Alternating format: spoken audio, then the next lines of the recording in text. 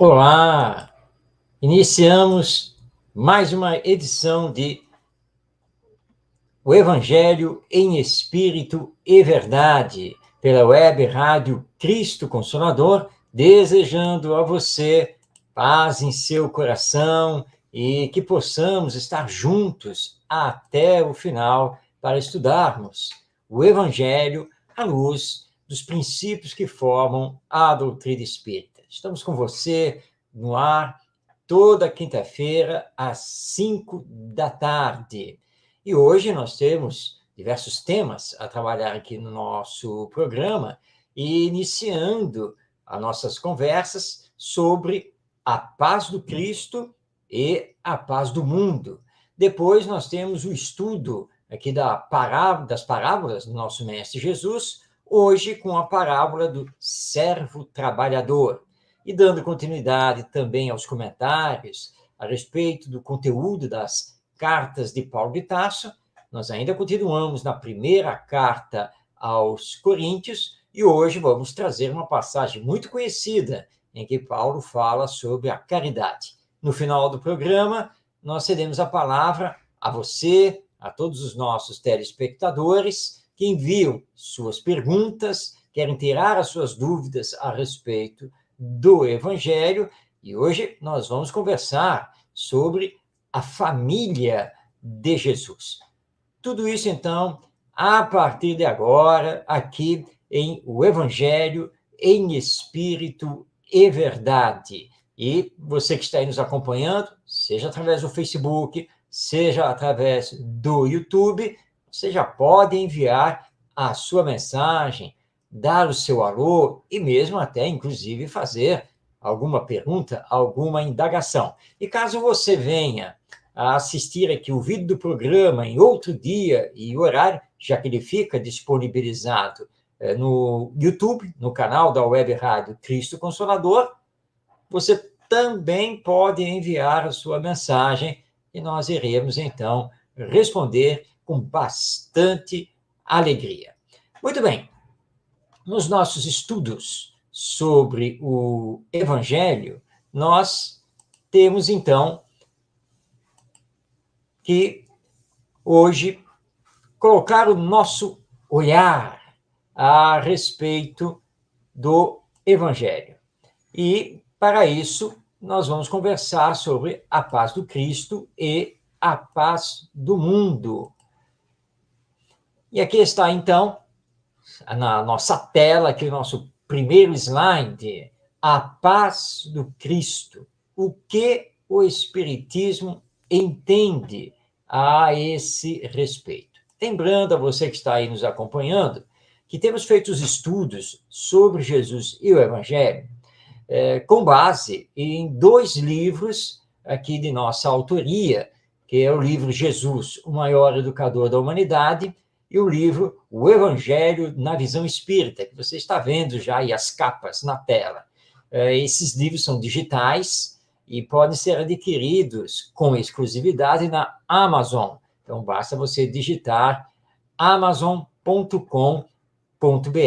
Claro, sem deixar de lado também o Evangelho segundo o Espiritismo, de Allan Kardec, e uma vasta bibliografia espírita, como os livros do nosso querido benfeitor espiritual Emmanuel, como, por exemplo, Caminho, Verdade e Vida, Pão Nosso, Vinha de Luz, Fonte Viva, Palavras de Vida Eterna, que são obras onde nosso Emmanuel estuda as passagens do Evangelho, principalmente as questões de ordem moral. Muito bem, vamos então compreender como é que fica, à luz da doutrina espírita, a paz do Cristo diante da paz do mundo.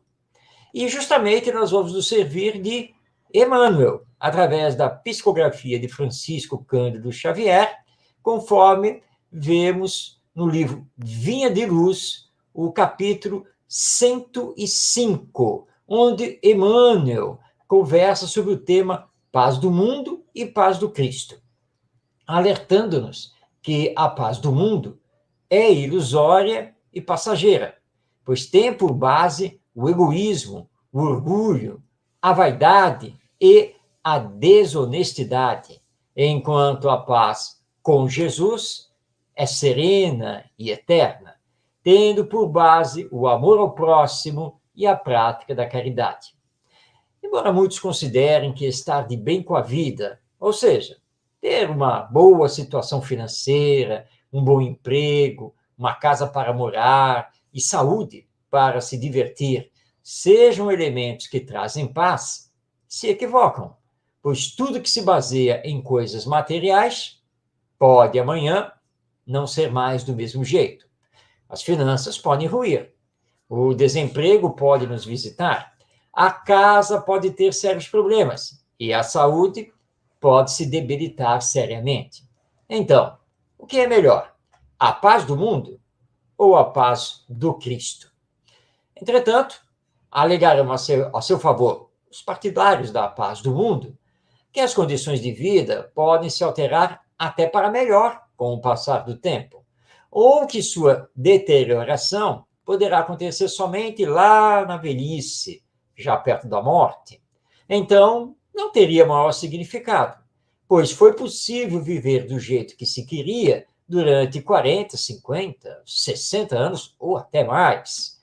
E isso é o que verdadeiramente importaria. Entretanto, quem tem no materialismo sua filosofia de viver, não levando em conta a sobrevivência da alma após a morte do corpo, está equivocado. E mesmo que nada considere sobre esse assunto, ou seja, da alma imortal, da vida depois da morte, de que adianta gozar e ter recursos se, nesse gozo, as pessoas prejudicam a si mesmas e, inclusive, ao próximo?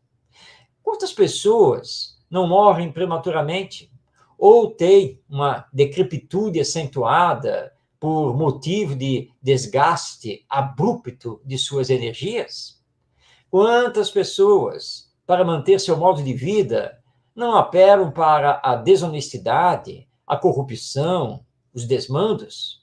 E quantas pessoas, lá no leito de hospital, ou mesmo no lar, no leito de morte, não se arrependem tardiamente de terem feito a opção pela paz enganosa do mundo? Temos ainda outra reflexão.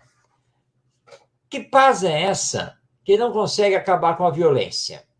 E por que estamos sofrendo tanto com guerras, desigualdades sociais e outros males que teimosamente continuam a nos atingir, violentando nossa existência? É que onde há injustiça, não pode haver paz. Em contrapartida, onde as necessidades do ser humano são atendidas, não há motivo para a violência.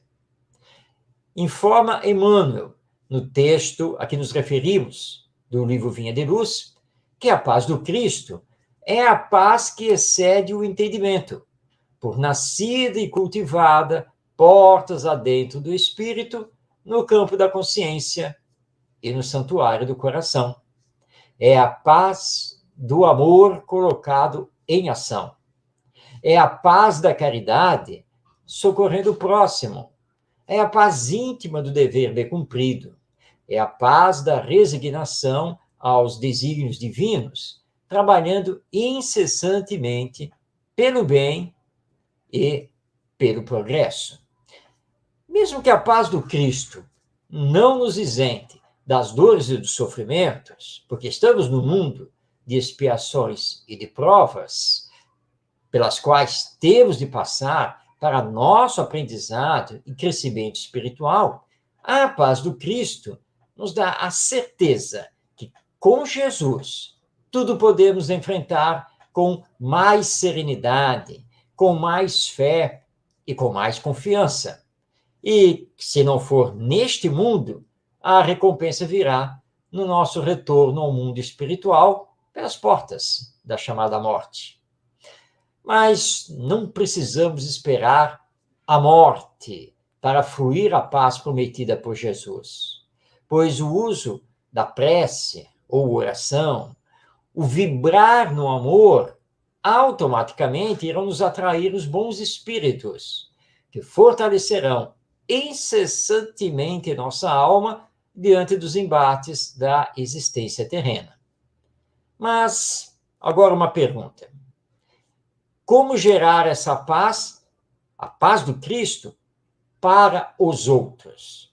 Como influenciar a sociedade para uma convivência mais fraterna, mais solidária, sem violência?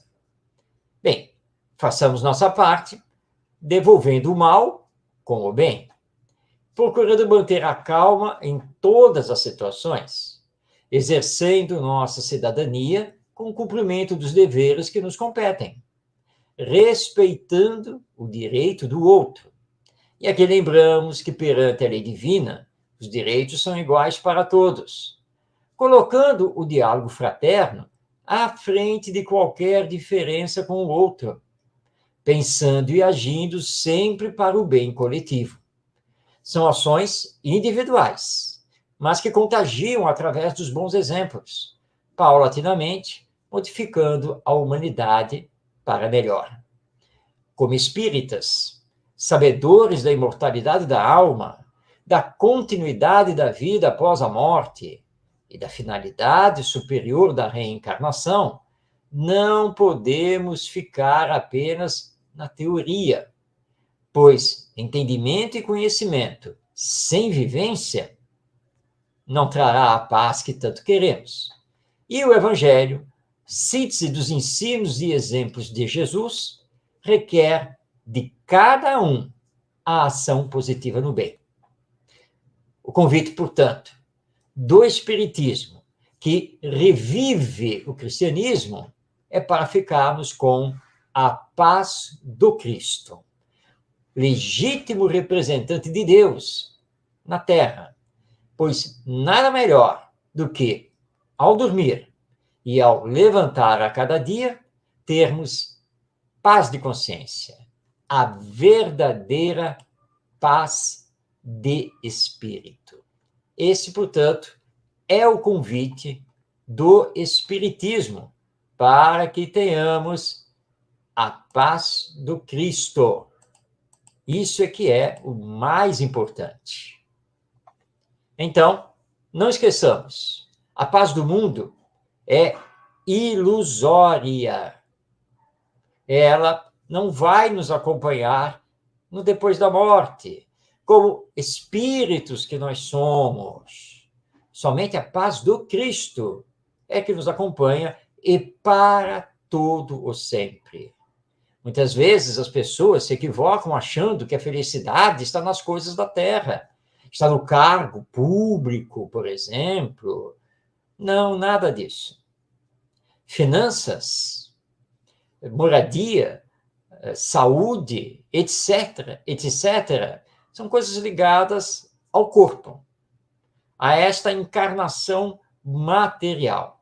Mas que adianta ter tudo isso se isso não for acompanhado pela paz de consciência, se isso não for acompanhado pela paz íntima, do bem que se promove ao próximo e que automaticamente é um bem para nós. Então, pensemos sobre isso, que é realmente muito importante. Então, o convite do Espiritismo, revivendo o Evangelho, é que vivamos, sim, no mundo, com as coisas do mundo, dentro do necessário, mas que possamos, acima disso, viver com a paz do Cristo. Ou seja, viver através do Evangelho, colocando em prática os ensinos morais do nosso Mestre Jesus. É isso o que efetivamente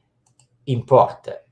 Lembrando, então, que os estudos que temos feito na primeira parte do nosso programa acompanham esses dois livros que estão aí na sua tela: Jesus, o maior educador da humanidade, e o Evangelho na visão espírita, de minha autoria, e que, portanto, você pode adquirir e vai encontrar com exclusividade na Amazon, porque são dois livros digitais. Basta lá entrar em amazon.com.br. E, claro, também estudar o Evangelho segundo o Espiritismo e as obras do nosso benfeitor espiritual, Emmanuel, um dos maiores intérpretes do Evangelho, disso nós não temos dúvida. Bem, já estamos agora adentrando a segunda parte, o segundo bloco do nosso programa, que é dedicado às parábolas do nosso Mestre Jesus. E hoje nós temos uma nova parábola, que é a parábola do servo trabalhador. Vamos então conhecer essa parábola? Vamos recordá-la? Ela está transcrita no Evangelho segundo Lucas, no capítulo 17, versículos 7 a 10. A parábola é a seguinte: E disseram os apóstolos ao Senhor: Aumenta-nos a fé. E o Senhor respondeu: Se tivesseis fé do tamanho de um grão de mostarda, diris a este sicômoro: Arranca-te e transplanta-te no mar, e ele vos obedeceria. Qual de vós, tendo um servo ocupado na lavoura, ou guardando gado, lhe dirá, quando ele voltar do campo: Vem já sentar-te à mesa?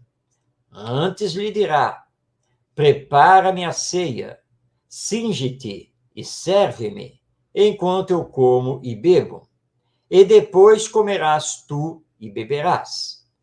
Porventura, agradecerá ao servo por ter este feito o que lhe havia ordenado?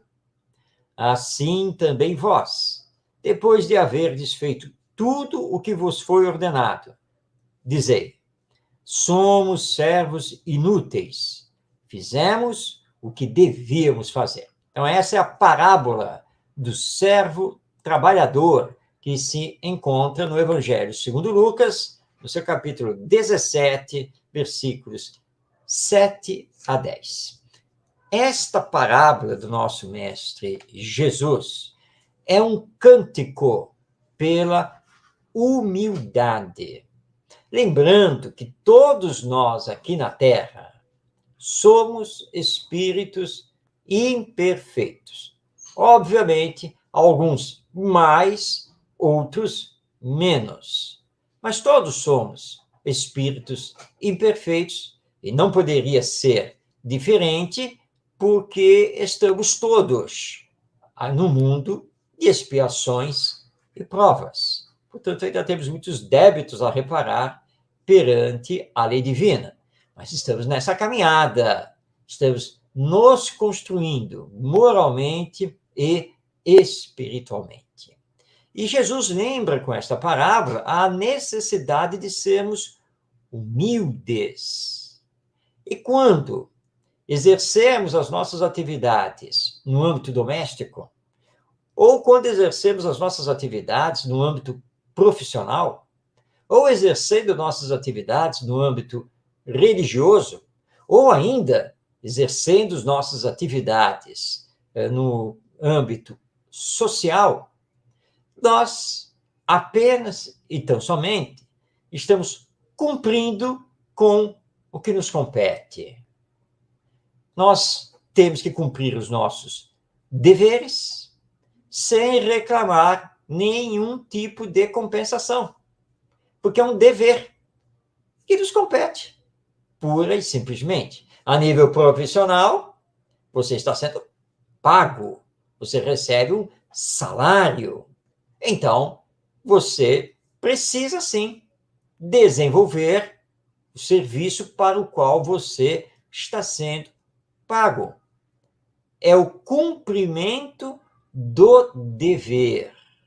Quando vamos ao campo da caridade, nós estamos cumprindo um dever, o chamado dever da caridade, o dever moral. E não devemos aqui achar que o Senhor, Deus, nosso Pai, tem que nos recompensar a maior, tem que nos recompensar a mais, apenas então somente porque estamos cumprindo o nosso dever. Nesta parábola, Jesus utiliza uma cena do cotidiano dos judeus ali da sua época. Os judeus eram essencialmente agricultores e ligados também ao pastoreio, à pecuária. Então, o que ele diz aqui? Ele diz, olha só, quando você tem os seus servos, ou seus empregados, seus colaboradores, que estão trabalhando lá no campo, seja cuidando da plantação, seja cuidando dos animais, quando o serviço deles termina no campo, e eles retornam, o que você vai fazer? Você vai solicitar que eles, então, lhe sirvam, porque você é o senhor, você é o patrão. Está no contrato deles que eles também precisam fazer isso. Ou seja, eles vão cumprir as tarefas domésticas para depois poderem também se alimentar, tanto quanto você, que é o patrão. E isso deles terem que cumprir as suas tarefas domésticas, familiares, no conjunto, é apenas um dever. Exatamente o que nós temos que fazer aqui na Terra. Nós estamos vivendo num condomínio onde, na verdade, somos usufrutuários, já que o planeta não nos pertence. Nós não somos donos do planeta Terra. O dono do planeta Terra é Deus, nosso Pai, Criador. O administrador do planeta é Jesus, seu Filho maior.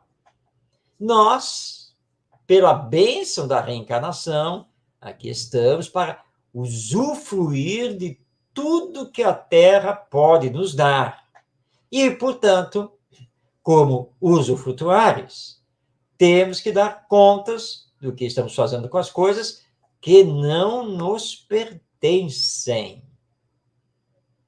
E como a morte é uma fatalidade e vai acolher a todos nós mais dia, menos dia, que adianta bater no peito orgulhosamente, vaidosamente, para dizer que eu é que sou, eu é que faço, eu é que criei, eu é que descobri, eu é que desenvolvi, e assim por diante? Essas coisas vão virar fumaça com a morte, porque no retorno ao mundo espiritual, o que importa para a lei divina é o nosso desenvolvimento moral. É isso o que importa. E aí? Será que eu estou sendo um verdadeiro servo trabalhador?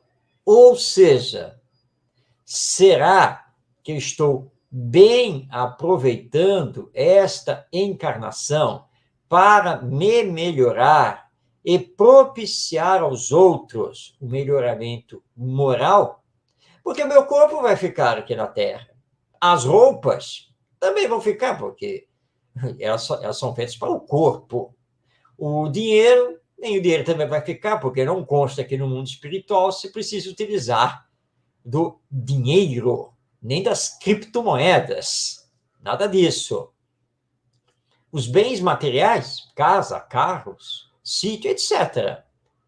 Todas essas coisas são aqui da Terra. E, portanto, aqui no planeta Terra vão ficar. Nós nunca levamos nada, na verdade. Absolutamente nada.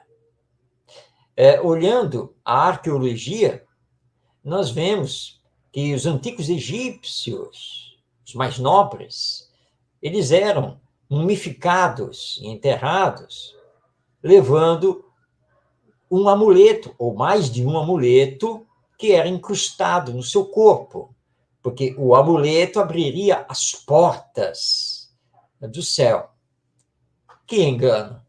Porque o amuleto é um objeto material, e hoje, ao se descobrirem as múmias, as radiografias, as tomografias, enfim, mostram que os amuletos continuam lá no corpo. Não acompanharam o espírito. Porque o mundo espiritual não precisa das coisas da matéria. Mas só fazemos a nossa evolução se, de fato, conseguirmos nos melhorar. Portanto, é uma questão moral, espiritual. Agradeçamos a Deus a oportunidade de estarmos aqui na Terra e que possamos, então, com humildade, cumprir com os nossos deveres. E o maior dos deveres é aprendermos e colocarmos em prática o amai-vos uns aos outros. É nosso dever fazer isso. E não temos que reclamar de nada, nem exigir nada. Apenas estaremos cumprindo com o nosso dever nesta encarnação. E quando descobrimos o amor, nós vamos também descobrir que amar o próximo, fazer o bem a ele, adentrar ao campo da caridade, é dever. Nós não estaremos fazendo nada demais. Saibamos, portanto, cumprir com os nossos deveres, diligentemente, com responsabilidade e procurando fazer sempre o melhor. Tudo isso nós estamos aqui tirando da parábola do servo trabalhador, que o evangelista Lucas anotou em seu evangelho, lá no capítulo 17, versículos 7 a 10. Convidamos você a conhecer melhor. Como você vai conhecer melhor? Não apenas lendo a parábola, mas também vai aqui a recomendação de duas obras, que infelizmente não vão aparecer aqui na tela. Foi uma falha nossa, nós esquecemos de fazer esse slide, mas são os livros Parábolas e Ensinos de Jesus, de Caibar Schutel, e também o livro Parábolas Evangélicas, do Rodolfo Caligari. Temos outras obras, claro, também na literatura espírita, que estudam as parábolas de Jesus, mas recomendamos principalmente essas duas obras. Tudo bem?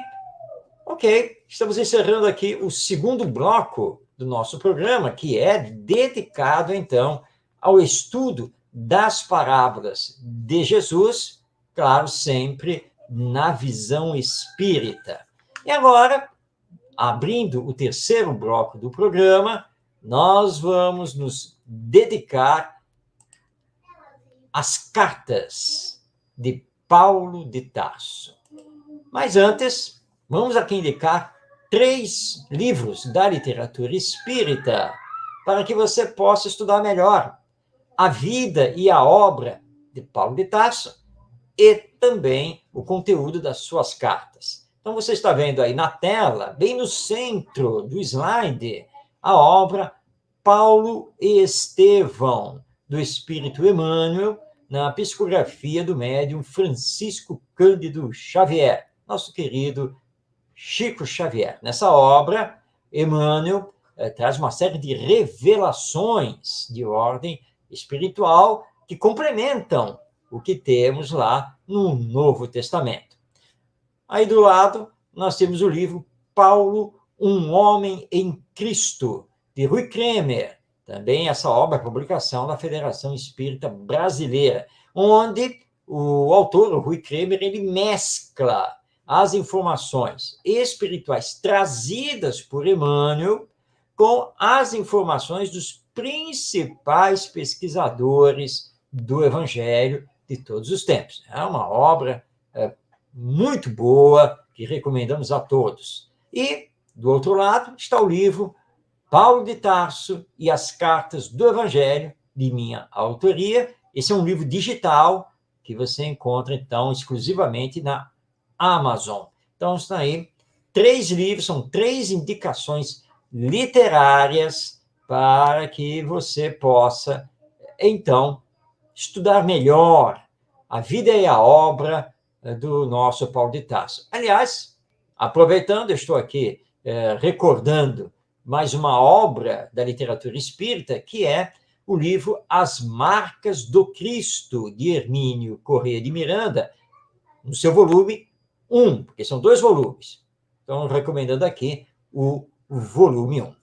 Pois bem, nós estamos estudando o conteúdo da primeira carta aos Coríntios. E, relembrando, já falei isso em outros programas, mas é sempre bom recordar, nós estamos fazendo o estudo aleatório, ou seja, de versículos escolhidos para trazer aqui ao nosso programa. Portanto, não é a carta completa. Hoje, nós vamos trazer para a nossa reflexão o capítulo 13, versículo 13, que está aí na sua tela. Você pode acompanhar a leitura, quando Paulo diz, então, aos Coríntios: agora, portanto, permanecem fé, esperança, caridade. Essas 3 coisas. A maior delas, porém, é a caridade. Então, esse é o versículo que destacamos hoje aqui para os nossos comentários. Vamos, então, ver o pensamento espírita a respeito desse versículo aqui de Paulo aos Coríntios.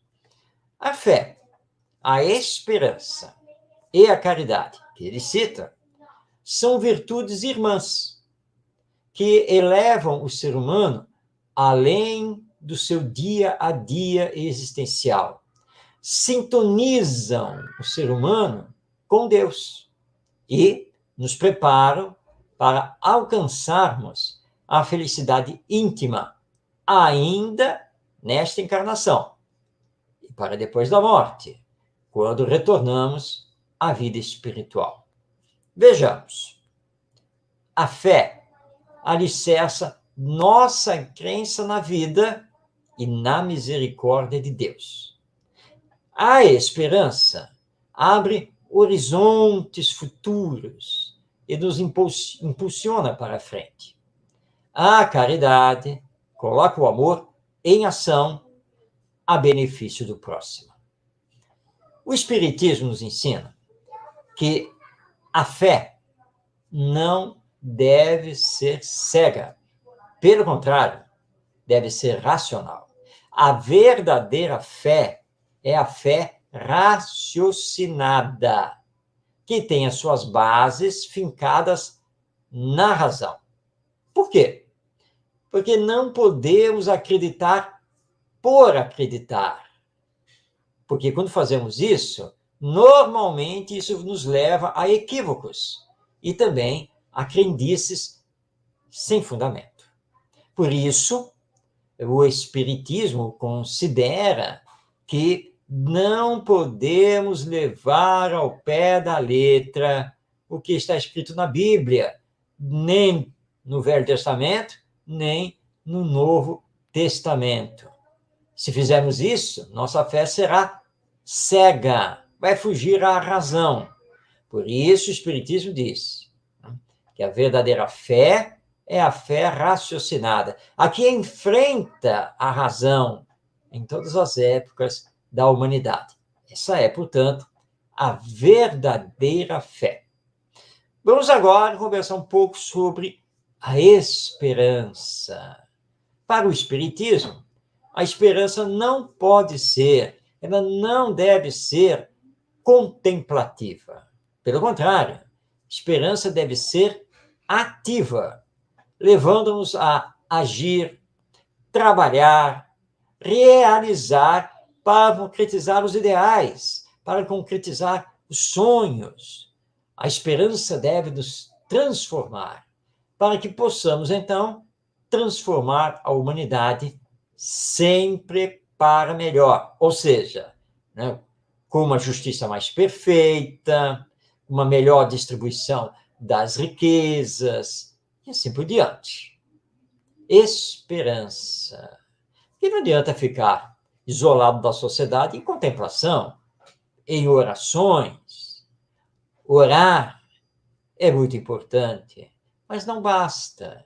A oração precisa ser acompanhada pela ação, o que vai nos levar sempre a enxergar melhor o futuro e nunca perder a esperança. Vamos agora traçar alguns comentários sobre a caridade. A caridade não deve se restringir à distribuição de bens materiais, que são muito importantes, mas não são tudo. A caridade deve ir além, porque ela deve abarcar igualmente o saber ouvir, o saber aconselhar, o saber reerguer, o saber auxiliar na retomada da existência. Ou seja, a caridade mais importante é a caridade moral. Eu vou sublinhar aqui o que acabei de falar. A caridade mais importante. Ou seja, a caridade material e a caridade moral, ambas são importantes. Mas, entre as duas, a mais importante é a caridade moral. Então, a caridade da boa palavra, do ombro amigo, do bom exemplo, do caminhar junto.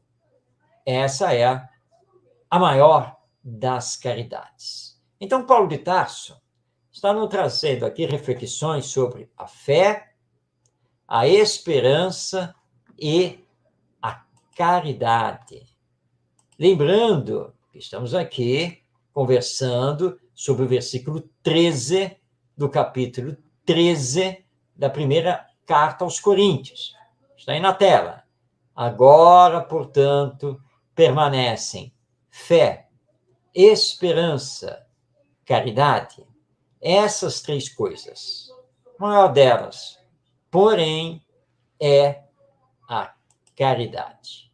Retomando aqui, então, o nosso pensamento, temos, no dizer de Paulo de Tarso, três virtudes: fé, esperança e caridade, que são muito importantes e que devem ser desenvolvidas com todas as nossas forças.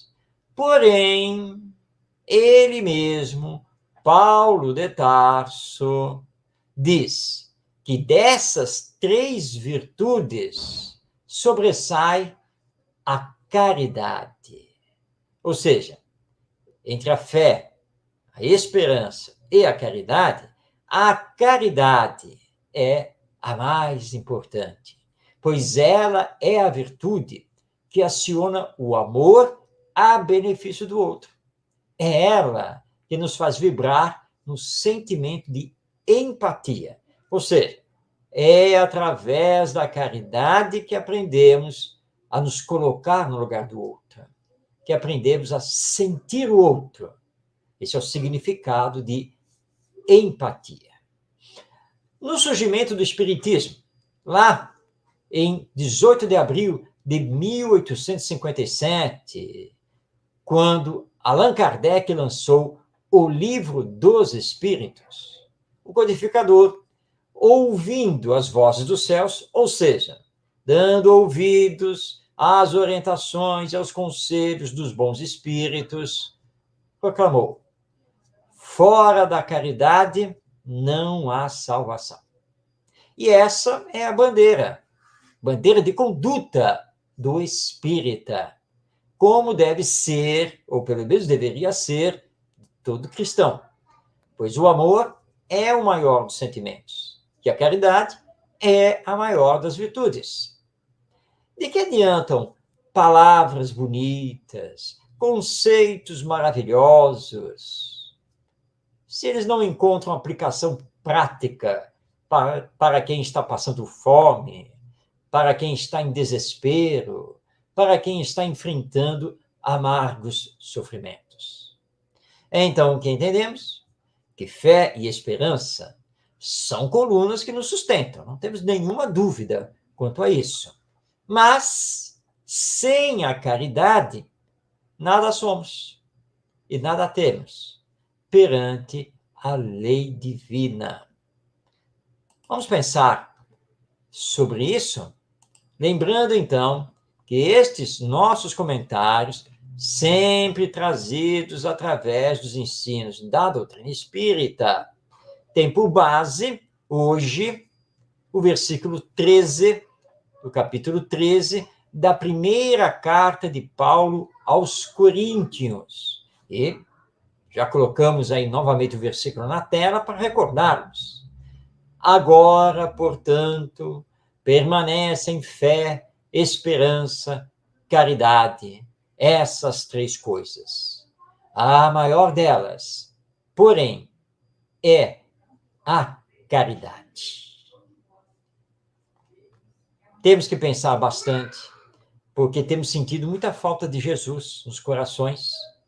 Temos sentido a falta, realmente, da prática da caridade, que é viver no amor, colocar o amor em ação. Como estamos precisando disso no mundo.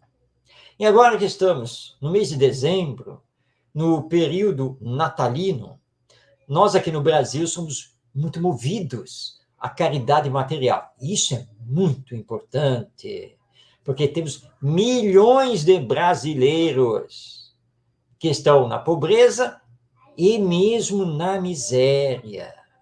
E, portanto, a caridade material, com a distribuição de mantimentos, roupas, agasalhos, é uma caridade, de fato, muito importante. Mas ela é material. Ela é material e pode saciar os problemas durante um período, um mês, mas e depois?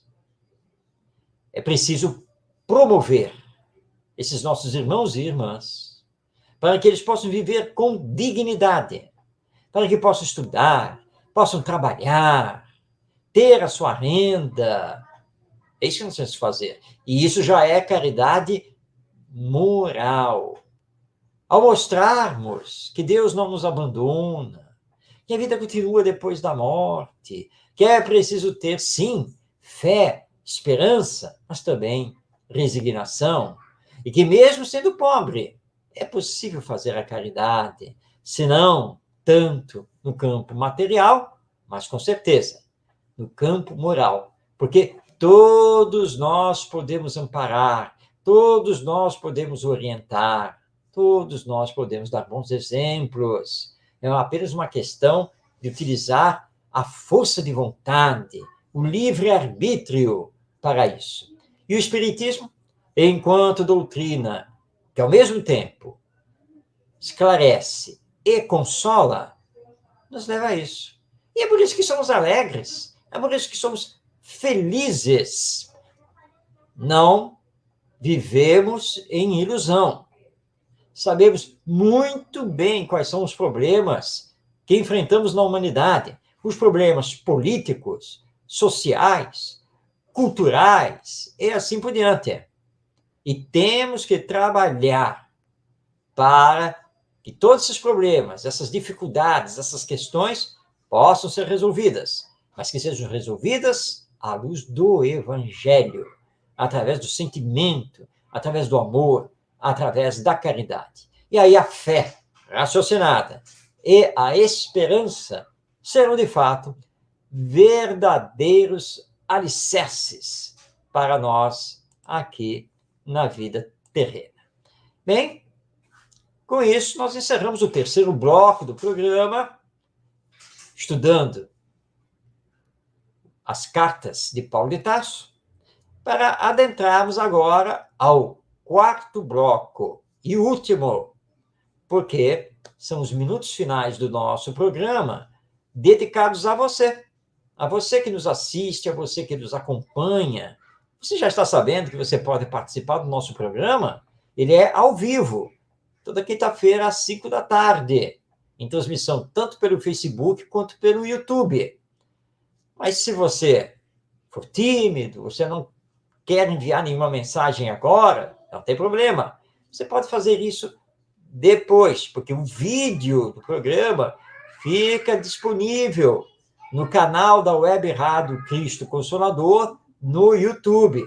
Então, a qualquer tempo, você pode enviar aí a sua mensagem.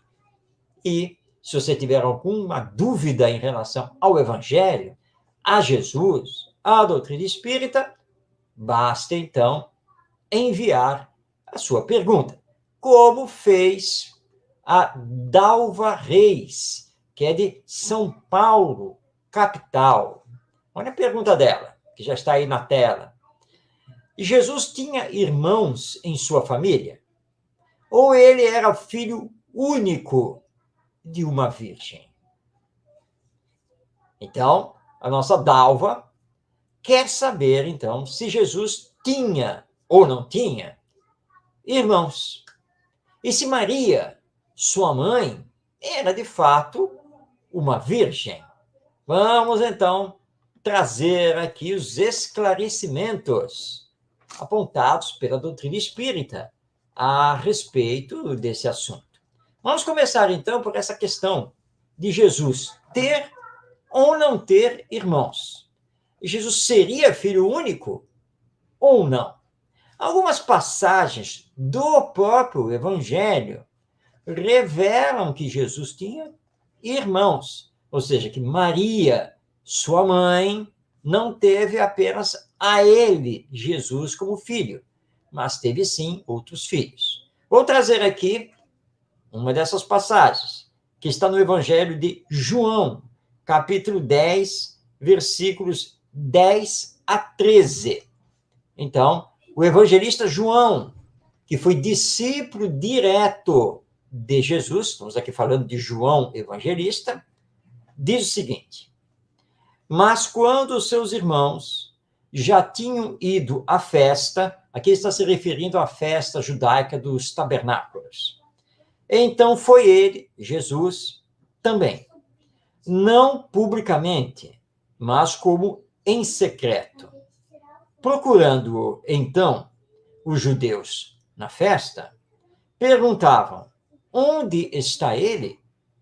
Era grande a murmuração que dele se fazia entre as multidões. Uns diziam: ele é bom, outros: não, antes desencaminha o povo. Entretanto, ninguém falava dele abertamente por medo dos judeus. Então, esta é a passagem que está em João, capítulo 7, versículos 10 a 13. Você prestou atenção no início aqui deste texto de João Evangelista? Mas quando os seus irmãos já tinham ido à festa. Então, João é muito claro ao informar que Jesus tinha irmãos. Estamos falando aqui de irmãos consanguíneos, filhos também de José e Maria. Portanto, Jesus não era filho único. Esta é uma das passagens que se encontram no Evangelho, né? Mas também tem aquela outra em que Jesus está pregando o Evangelho lá na pequena e humilde casa de Simão Pedro, e é uma multidão dentro da casa, fora da casa, e quando vem avisá-lo de que a sua família, que sua mãe e seus irmãos o procuravam e queriam falar com ele. Portanto, é também uma passagem muito clara da existência de irmãos de Jesus. Bem, isso vai derrubar a tese, a teoria da virgindade de Maria e que Jesus teria vindo aqui à Terra graças à ação do Espírito Santo. Nós sabemos pelas tradições judaicas da época, que a mulher, já na sua adolescência, ela era levada ao casamento. Quando o anjo Gabriel aparece a Jesus, isso consta lá na narrativa evangélica, comparece a Maria, desculpe, e anuncia que ela teria um filho, que esse filho seria o enviado e que ela deveria chamar de Jesus, ela ainda não tinha tido o casamento consumado com José. O que vai acontecer na sequência? E aí ela engravida e todo o processo encarnatório vai acontecer. Prestou atenção, eu não falei em processo reencarnatório, mas em processo encarnatório. Segundo as informações dos espíritos superiores, esta foi a única existência corpórea do Espírito Jesus aqui na Terra. Portanto, ele não reencarnou, ele apenas encarnou. Na sequência, vêm os outros filhos. Portanto, Jesus é o primogênito, ou seja, é o primeiro filho do casal José e Maria. Então, duas passagens que estão no próprio Evangelho, lá no Novo Testamento, e que mostram para nós que a família de Jesus era uma família numerosa. O pai, a mãe, ele e mais alguns irmãos. Nós não temos a ideia exata de quantos irmãos e irmãs Jesus tinha, porque os evangélicos, né, porque os nossos queridos redatores do Evangelho, Mateus, Marcos, Lucas, João, e vamos colocar aqui também Lucas novamente, mas já no Atos dos Apóstolos, eles não falam exatamente quem são, nem quantos são os irmãos de Jesus, mas se referem explicitamente à existência deles, assim como também a alguns outros autores, pesquisadores em relação à história do Evangelho. Então, respondemos a nossa Dalva Reis, lá de São Paulo, capital, que nos indagou se Jesus tinha irmãos ou se ele era filho único. E, nesse caso, se Maria realmente seria virgem. E nós não consideramos isso, nós espíritas. Assim como Jesus não encarnou com um corpo fluídico através do seu perispírito. Encarnou mesmo, materialmente, organicamente falando.